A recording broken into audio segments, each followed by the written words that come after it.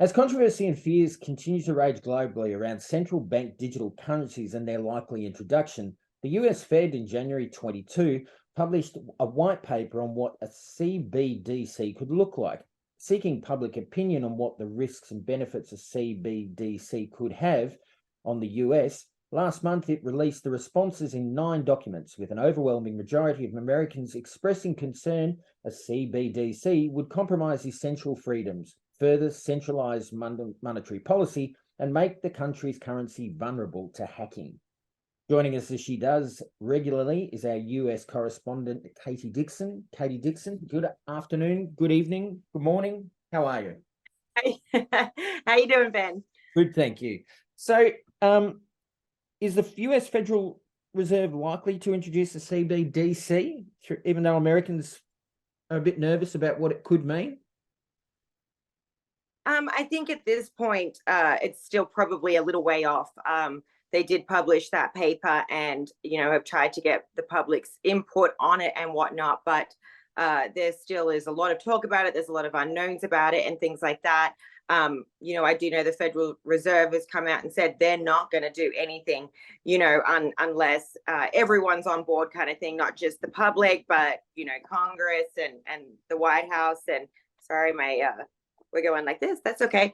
They're doing studies and things like that. There has been a bit of chatter lately, different states implementing different rules, which is going to, then lead the question, like if America does as a whole implement this, what about states that are banning it?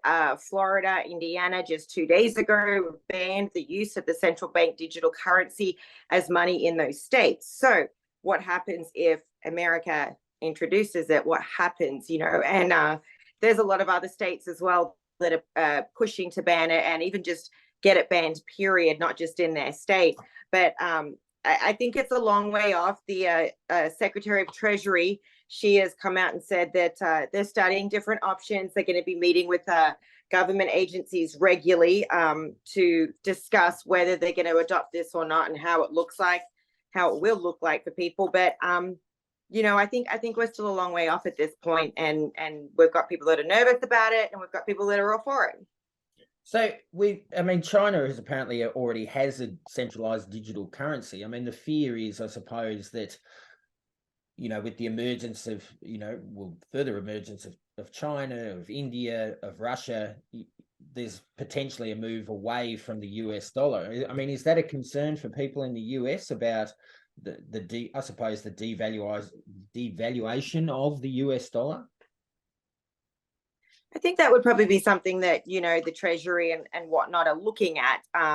But I think for the citizens themselves, it comes back to what the issue is on most of these topics we talk about, whether it's gun control, whether it's, the transgender topic we've talked about in different states, implementing different rules and whatnot. It comes back to their, freedoms are being taken from them. A lot of people do use credit cards and bank cards and whatnot, but still the fact that there is cash, you can hold it, you can see it, you can pull it out of the bank. I think they're worried that is taking away the last of their privacy and things like that. It's all going to be, digital, and then they control us. So I think that's what it comes down to in the end for the public as such. Yeah.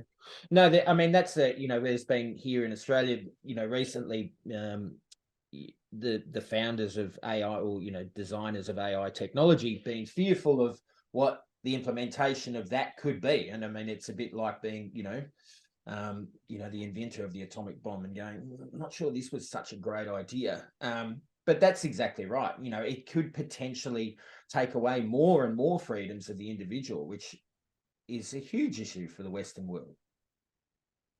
Oh, absolutely. And even, talking about AI, we're experiencing problems over here. Just the other day, I was talking to a friend who's a college professor, and when they're grading papers, they have a program that can go through and tell them if that paper has been copied from somebody else. And it'll even bring up, especially if it's another student, it'll even bring up the other student's work that they copied from. Well, now they have AI and everything. They're getting essays. This professor in particular was telling me she's getting some essays come back that say they are 100% like copied from somebody else, but it doesn't give an example.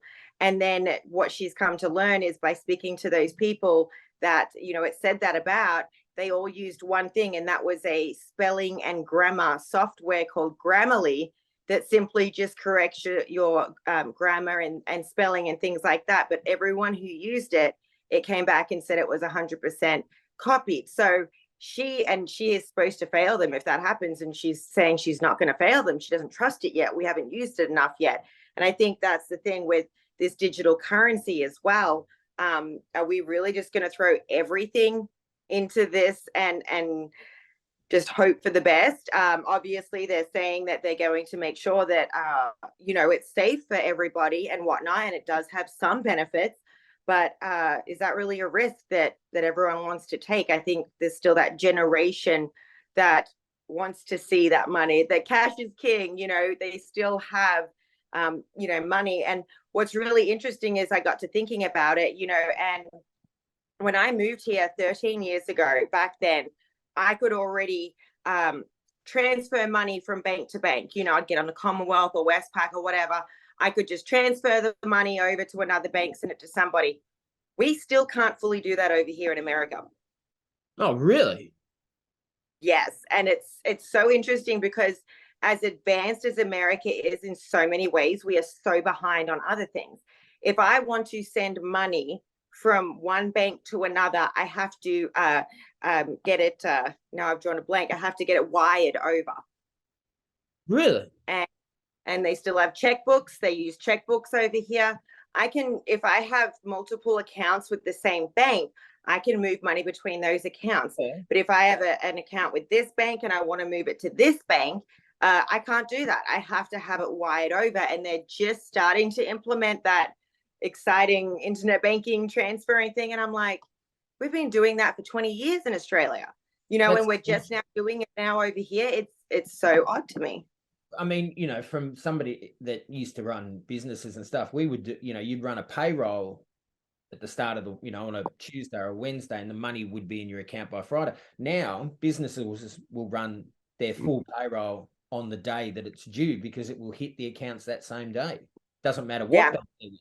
That's astonishing. No, it takes several days, and it's horrible. It's horrible because if you have like a mortgage with one bank and you get paid, you know, through another bank, it takes several days. And so some ways it's easy just to go and pull the money out and go deposit it in the other bank.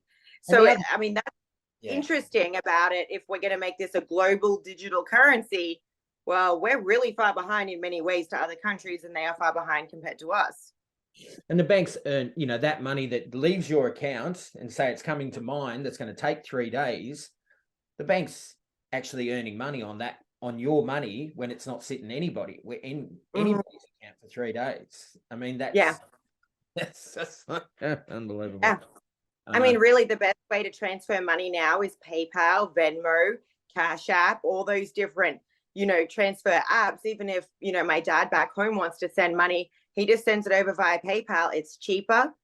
I mean, the exchange rate's always going to be the same whether you use PayPal or a bank account, but it's cheaper to do. Unbelievable. It's quicker. Yeah. Well, I'm sure there's a lot more to unfold in that. Katie Dixon, thank you so much. Thanks so much, Ben.